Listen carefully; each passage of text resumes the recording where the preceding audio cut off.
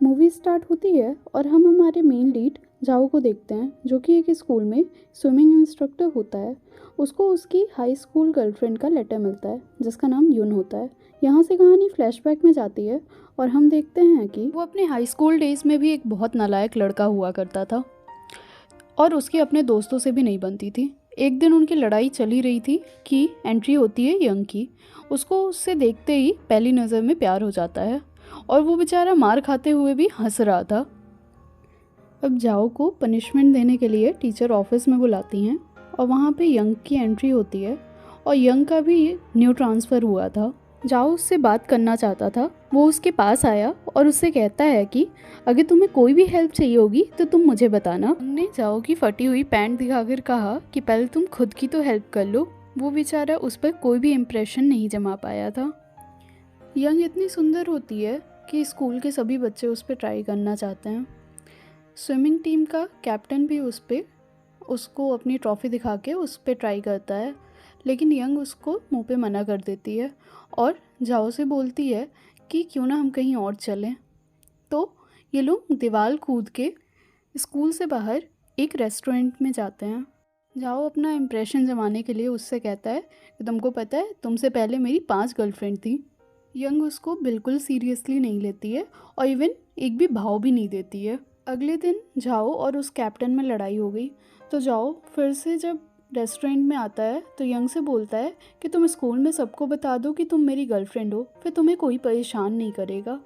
तो जाओ बोलती है फाइट करते हो और मुझे फ़ाइट करने वाले लड़के बिल्कुल पसंद नहीं है। बात ही कर रहे थे कि कैप्टन फिर से वहाँ पे आ गया। कैप्टन उनसे लड़ता इससे पहले ही यंग बोलती है कि जाओ मेरा बॉयफ्रेंड है, लेकिन कैप्टन बिलीव ही नहीं करता। अब अगले दिन जब ये स्कूल में जाते हैं तो कैप्टन जाओ के ऊपर मिल्क फेंक देता है, लेकिन जाओ अभी भी लड़ाई नहीं करता है और लड़ाई को स्टॉप करने के लिए बोलता है कि मैं तुमसे लड़ाई नहीं कर सकता हूँ, बेटर होगा तुम ये सब ना करो। लेकिन कैप्टन नहीं सुनता है और उसको चिढ़ाता है। तो इस पे जाओ बोलता है क्यों ना हम एक स्विमिंग का मैच कर लें, इससे पता चल जाएगा कौन बेटर है। तो जो कैप्टन होता है वो बोलता है ठीक है, लेकिन अगर मैं जीत गया तो यंग को अपने पीठ पे एक पोस्टर लगवाना पड़ेगा जिसमें वो लिखेगी कि वो जाओ की गर्लफ्रेंड है। अब जाओ कुछ बोल पाता है इससे पहले ही यंग जो है उस डील को एक्सेप्ट कर लेती है। जाओ यंग के लिए कुछ भी कर सकता था, इसीलिए उसने अब इसके बाद बहुत ज़्यादा प्रैक्टिस की और इसी प्रैक्टिस के दौरान ही वो यंग का काफ़ी अच्छा फ्रेंड भी बन गया था। अब एक दिन ये लोग प्रैक्टिस के बाद रेस्टोरेंट में आते हैं, लेकिन रेस्टोरेंट उस दिन क्लोज था, तो ये वहीं पे बैठ के बात करने लगते हैं।